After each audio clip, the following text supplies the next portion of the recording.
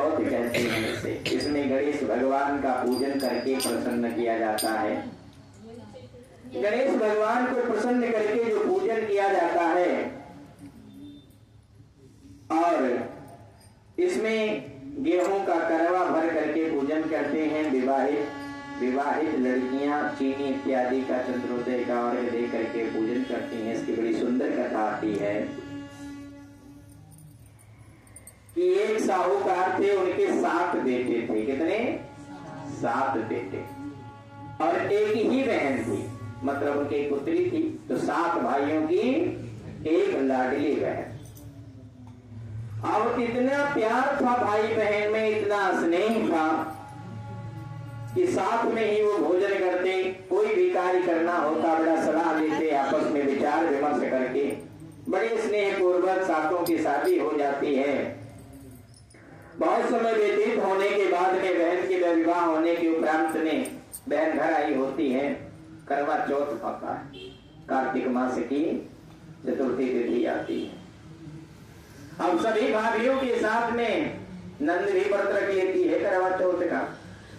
अब करवा चौथ का नियम ऐसा भैया कि इसको ऐसे निराजन रखा जाता है। मैंने सुना है निराजन रखा जाता है। और इस प्रकार से जब भाइयों को पता चला कि मेरी बहन ने भी व्रत रख रखा है, तो उनको पता नहीं था कि व्रत का नियम क्या होता है, कैसे होता है। उन्होंने बड़ा जिद किया कि चलो हमारे साथ में भोजन कर लो।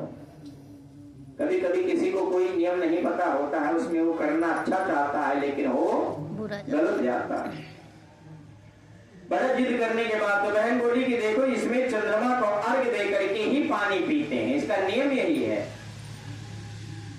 भाइयों ने सोचा कि इसे कैसे, ये तो भूखी प्यासी बड़ी परेशान हो रही है, कैसे किया जाए। सभी भाइयों ने आपस में सलाह मिलाया और घर के थोड़ी दूर पर जाकर के कलाव जलाया। और दूसरे भाई ने कहा कि बहन देख उधर से उजाला हो रहा, लालमी छा रही है, इसका मतलब चंद्रमा निकल रहा है। भाइयों के कहने पर बहन आ गई, क्योंकि विश्वास इतना है, प्रेम इतना अच्छा। भाइयों को भी नहीं पता था कि इसका दंड ये मिलेगा। और जब देखने के बाद में भाभी से कहने लगी कि चलो चंद्रमा निकल रहा है, हम व्रत खोलते हैं। भाभियों को तो पता था। उन्होंने कहा देखो बहन ये तुम्हारा वाला चंद्रमा, हमारा वाला तो रात में निकलेगा, अब भी नहीं पता चला।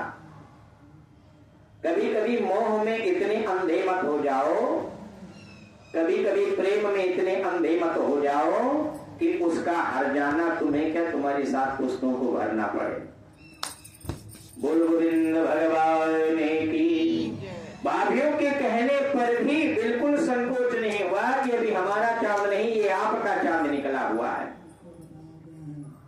और जाकर के उसी अलाव को अर्घ दे करके बहन ने अपना व्रत खोलना चाहा। और जैसे पहला निवाला तोड़ती हैं, पहले ही निवाले में बाल निकल आता है। क्यों निकल आता है? क्योंकि बाल भोजन में निकल आवे तो भोजन अशुद्ध मान लिया जाता है।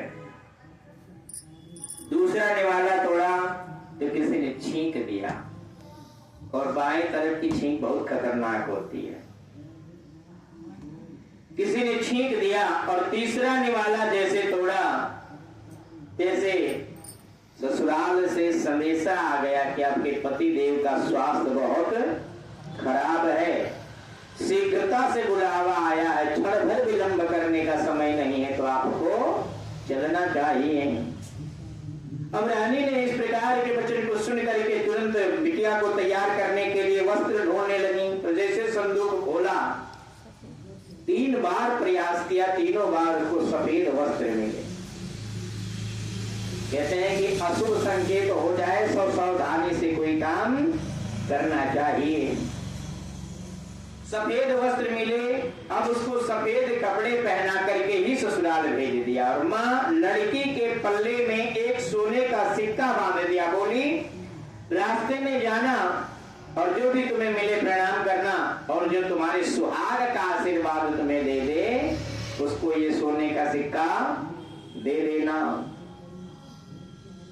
अब क्या करें, सबको प्रणाम करते हुए जाती हैं, लेकिन कोई भी सुहाग का आशीर्वाद नहीं दे रहा है, नहीं दे। सबको प्रणाम करती हैं, सब कोई खुश रहो, ये करो वो करो, पर सुहाग का आशीर्वाद कोई नहीं दे रहा है। इस प्रकार से जब घर पे पहुंची तो छोटी ननद खड़ी हुई थी, उसको भी प्रणाम किया। उसने कहा, उसने ननद ने सुहाग का आशीर्वाद दिया और खूब फूलो फलो इत्यादि का आशीर्वाद दिया, तो सोने का सिक्का ननद को थमा दिया। बोल गोविंद भगवान की। श्री कृष्ण गोविंद हरे मुरारी नाथ सुदेव। श्री कृष्ण गोविंद हरे मुरारी नाथ। बोल गोविंद भगवान की। इस प्रकार से जब अंदर आकर के देखा तो पति बेचित मूर्छित पड़ा हुआ है, और जब बेचित मूर्छित पड़ा है ये बहुत परेशान हो गई। देखा और देखने के बाद में 1 साल तक अपने पति की सेवा करती रही, क्योंकि पता है कि मैंने गलती क्या किया है।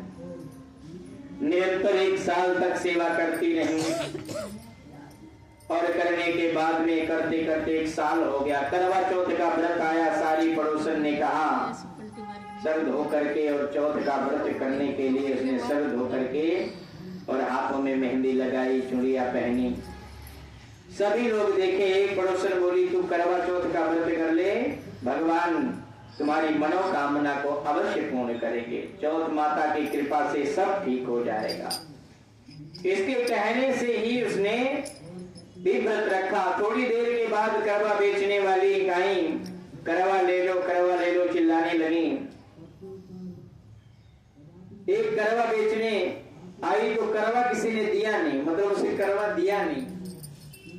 म्यूट कर ले, कंफ्यूजन सी हो रही है। बोलो नहीं तो कोई ऐसे करवा कोई देगा नहीं, तो तुम एक काम करना, कांटे बिखेर देना रास्ते में। करवा ले, अदबर खानी करवा ले। ठीक है। तो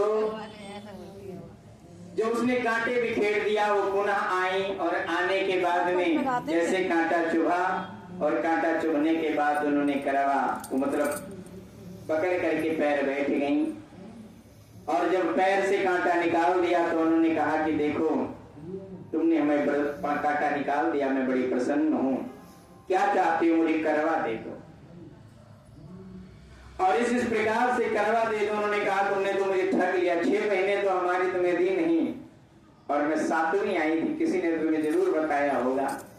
और पुनः जब 7वीं माता करवा चौथ के रूप में आई थी, जिन्होंने करवा दिया, और करवा देने के बाद जब वो चली गई, पुनः आकर के पूजन करती हैं, भगवान की कृपा से उनका पति सकुशल मंगल हो जाता है। बोले गोविंद भगवान की।